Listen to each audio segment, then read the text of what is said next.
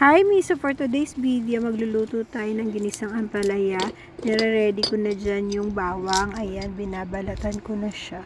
And gumagamit ako nitong effortless na peeler. O, diba? Ganyan lang.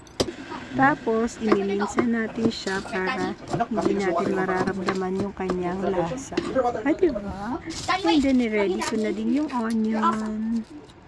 Kalahati lang ginamit ko kasi ang laki niya, mahal ang onion ngayon. So, ganyan lang. O, diba?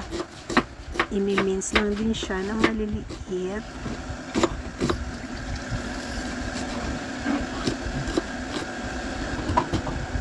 Tapos yung kamatis, ayan, tinanggalan ko ng buto. Ewan ko ba bakit ayoko ng mabutong kamatis. Matubig kasi. Ayan, ganyan.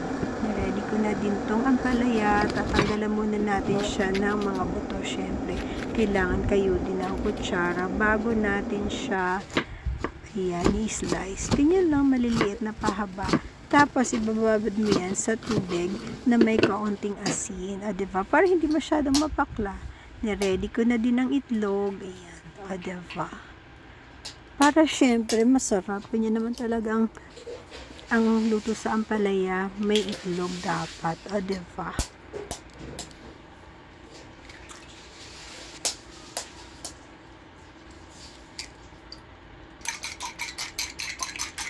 Binati ko na yung itlog para ready na tayong mag-isa.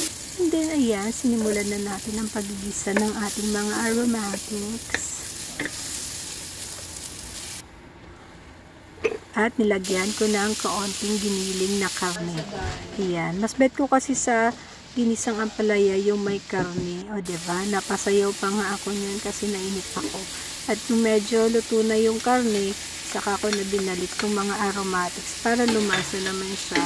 Tapos, itimplahan ko na ng asin at suka. Ay, hindi pala. Yung pangalan yun, paminta. O, diba?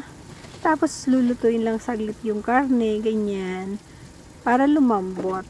At ilagay na natin yung ating ampalaya. O, diba? Tapos, ayoko na masyadong luto yung ampalaya. Gusto ko yung may crunchy-crunchy pa, yung lumalaban pa sa bibig. Tapos, ilagyan ko na siya ng itlog.